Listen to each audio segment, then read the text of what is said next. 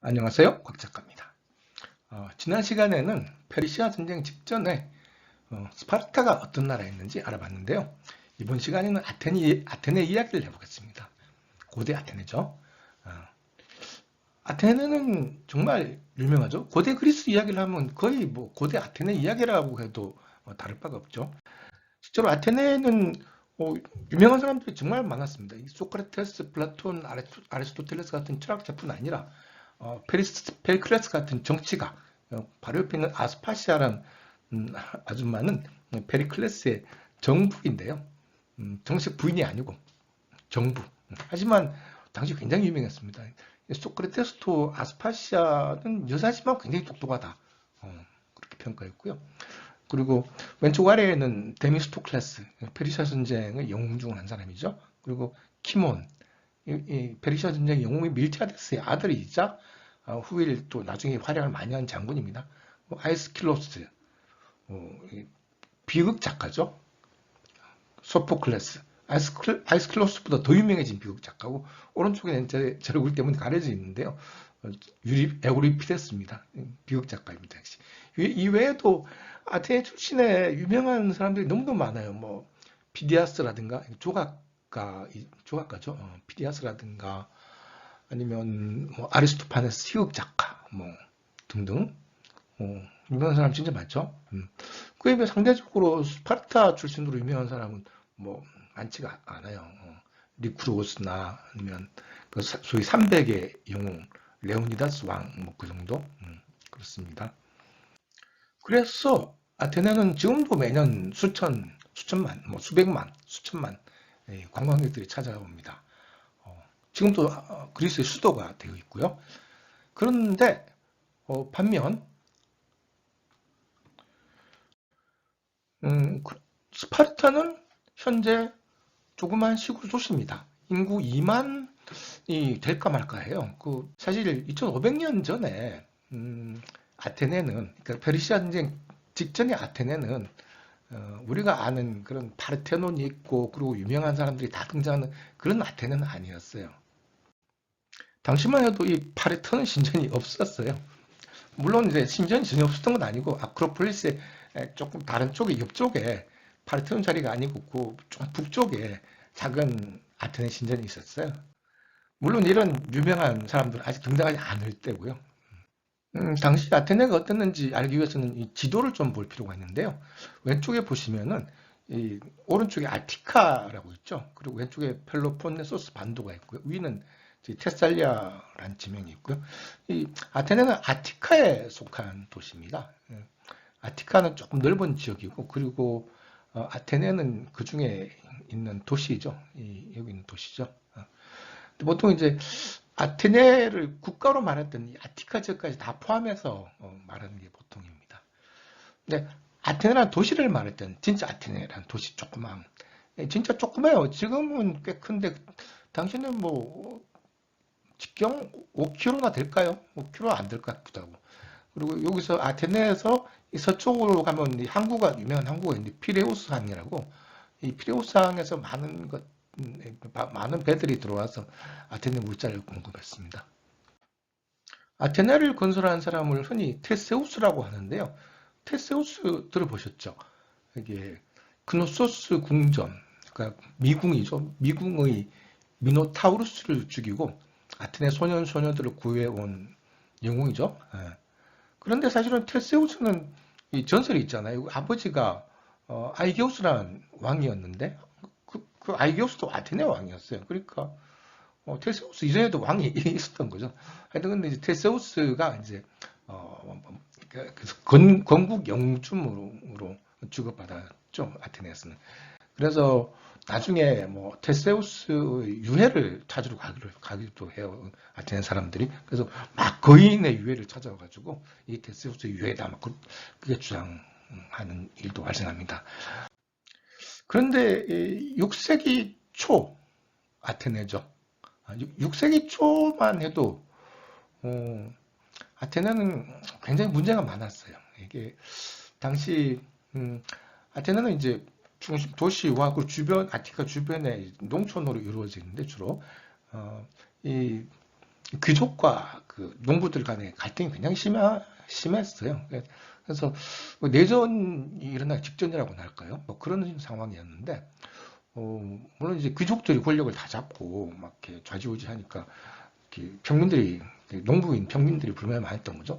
근데 문제는 이 당시 그때 6세기 초쯤은 이미 중장보병이 그리스에 도입되었을 때거든요. 그러니까 중장보병이라 하면 이 보병들이 다 농부인데 평소에 농부를 하다가 전쟁이 나면 중장갑을 하고 싸우는 그런 병사가 된단 말이에요. 그러니까 이 평민들이 다 무장을 할 수 있단 말이에요. 근데 귀족들 입장에서 볼 때는 무서운 거죠. 물론 전쟁을 할 때는 같이 나가야 되는데 평소에는 농부들한테 세금도 받고 뭐 그래야 되는데 농부들이 가난하면 대들거든요. 그래서 농부들 불만이 가득하고 그러니까 막 이렇게 일촉즉발이었던 거예요. 그래서 여기 왼쪽에 있는 그림은 지난번에 보여줬죠. 크로이서스입니다.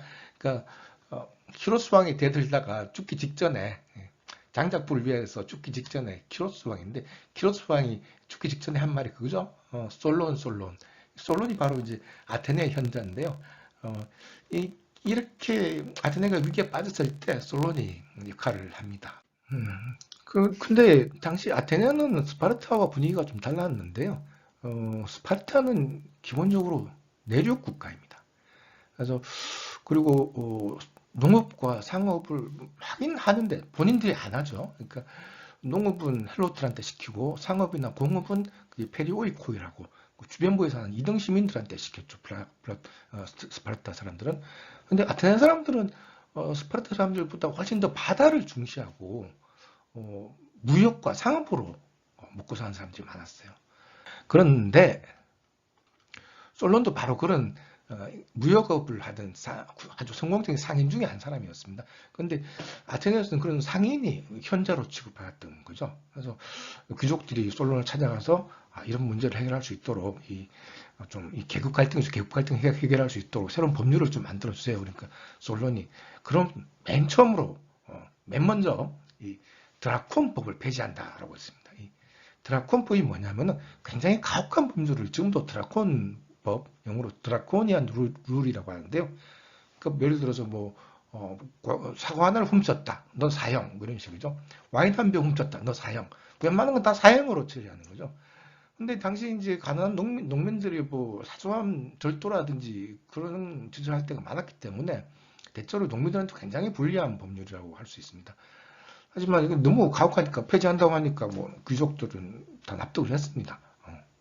그리고 당시 농민들을 괴롭히던 문제 중에 하나가 이제 돈을 빌려서 못 갚으면 노예로 만드는 거였거든요. 돈을 못 갚는다고 해서 노예로 삼는 건 좀 심하잖아요. 그래서 솔로는 채무자를 노예로 삼는 걸 폐지한다. 당연히 뭐 농민들은 좋아했죠. 귀족들은 그러면 노예는 어떻게 구하나 이렇게 고민하기 시작했을 테고요. 뭐 물리가 사와야죠. 그리고 마지막으로 이 가장 중요한데요. 그 전까지는 귀족들이 사바사바해서 국정을 운영했는데 앞으로는 시민들이 참여를 할 수 있도록 하겠다. 그래서 사상 처음으로 민회를 만든 거예요. 민회, People's Assembly죠. 일반 시민들이 이제 한 표 한 표 해가지고 법률도 만들고 뭐 정책도 결정하고 그렇게 되는 거죠. 그러니까 이제 권력이 귀족에서 시민 쪽으로 훨씬 더 넓어진 거예요. 물론 이제 제한이 있습니다. 이렇게 투표권을 이제 무슨 재산이 얼마 이런 조건을 걸었거든요. 근데 이제 타고난 건 어쩔 수 없지만 재산은 벌어서 모을 수 있잖아요. 그러니까 아주 큰 차이가 일어난 거죠. 그리고 또 한 가지 솔로는 특이하게 또 이민 정책을 실시했어요. 그러니까 스파르타 같은 경우는 이제 문을 걸어 잠그고 외국인은 출입 금지 막 이런 거였는데 아테네는 기술이 있는 외국인은 영주권을 준다. 뭐 그런 정책을 실시한 거죠.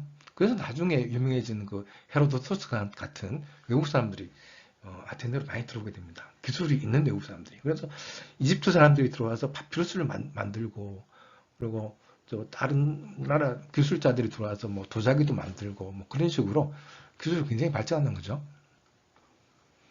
이렇게 여러 가지 새로운 부분을 만들고 난 다음에 솔로는 전에 말했던 그 세계 여행을 떠났습니다.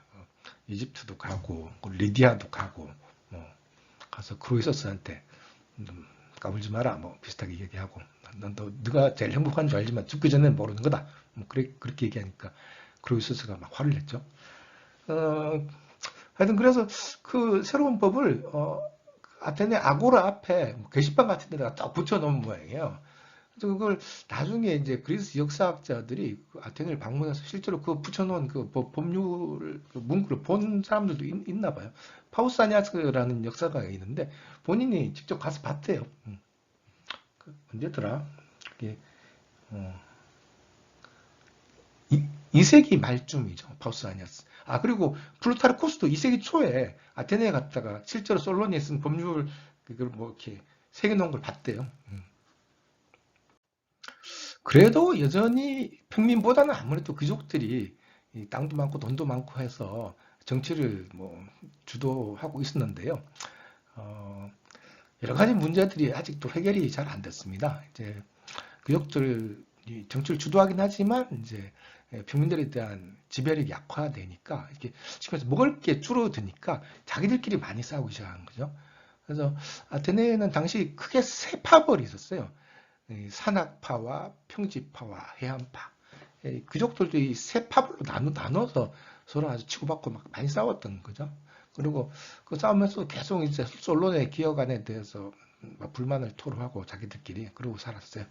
근데 아테네는 당시 이제 아르콘이라는 직책이 있습니다. 아르콘이 뭐냐면은 아르콘 우리나라로 치면 대통령 같은 건데요. 뭐 그래서 이 아르콘이라는 단어가 영어에도 많이 들어와서 아르크가 영어에서 이제 무정부 상태를 아나르키라고 하죠. 그리고 아르콘이 하나 있는 상태를 모나르키라고 합니다. 군주제죠, 군주제.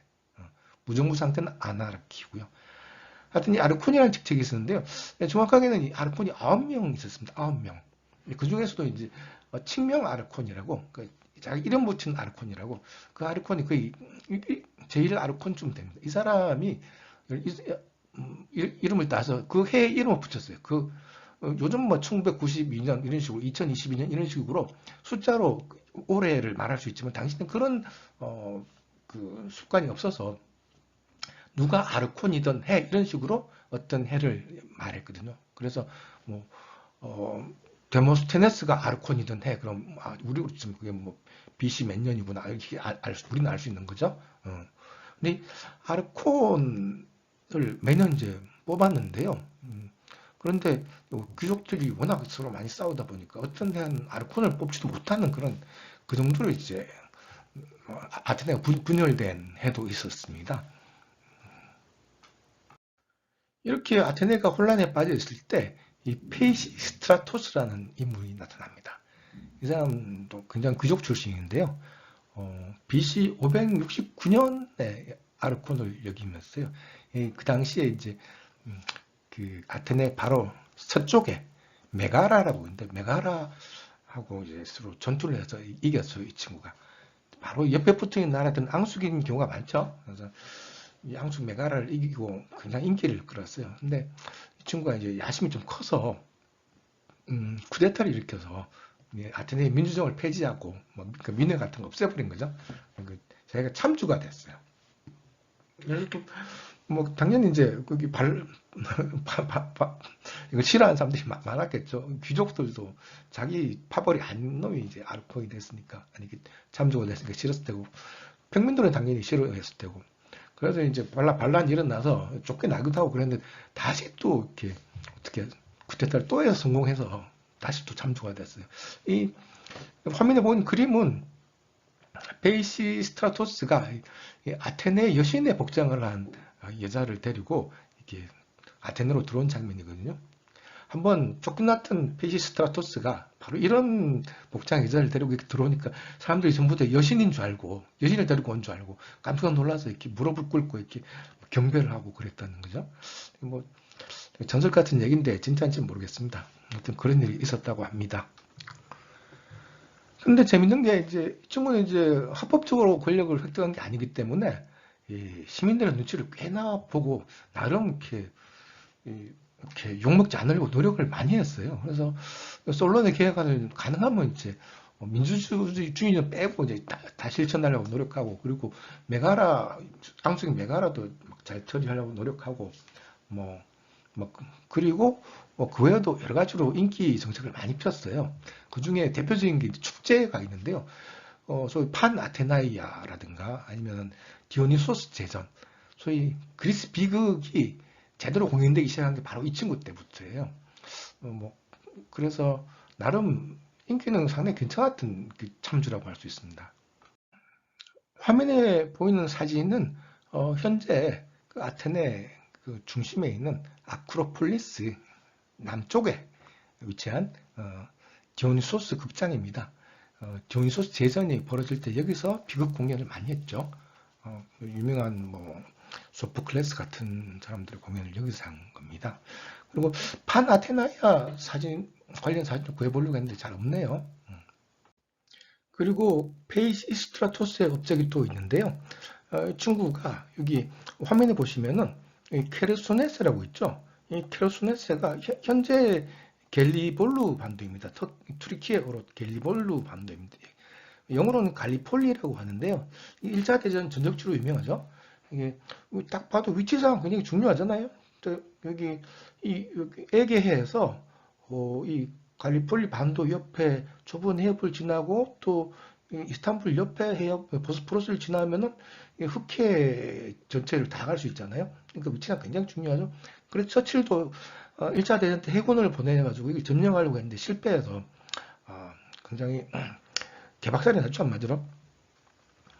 근데 이제 페이지 스트라토스는 당시 밀티아데스라는 귀족을 보내서 여기 갈리폴리 반도 케르소네세를 점령하게 했어요. 여기 밀티아데스는 여기를 점령하고 같이 따라온 사람들과 함께 도시를 세우고 자기가 참주가 되었습니다. 하여튼 참고로 여기 현재 우크라이나 지역에는 당시에도 곡창지대여서 곡물이 부족한 아테네 사람들이 그래서 밀 같은 걸 많이 수입했고요. 그리고 오른쪽에 현재 그 조지아에 해당하는 지역에서는 주석이 많이 났습니다. 주석을 많이 수입을 했습니다. 특히 철기 시대로 넘어왔다고는 하지만 여전히 그 청동기를 많이 쓰고 있었는데요. 이 청동은 아시다시피 구리에 주석이나 아연근을 좀 섞어서 만들잖아요. 그래서 근데 이 그리스엔 구리는 있는데 주석이 없었어요. 그래서 청동을 만들기 위해서 꼭 딴 데 가서 이 주석을 얻어와야 됐습니다. 따라서 이 교통로가 더욱 중요했던 거죠. 오늘은 여기까지 하고요. 다음 시간에 계속 아테네 이야기를 해보겠습니다.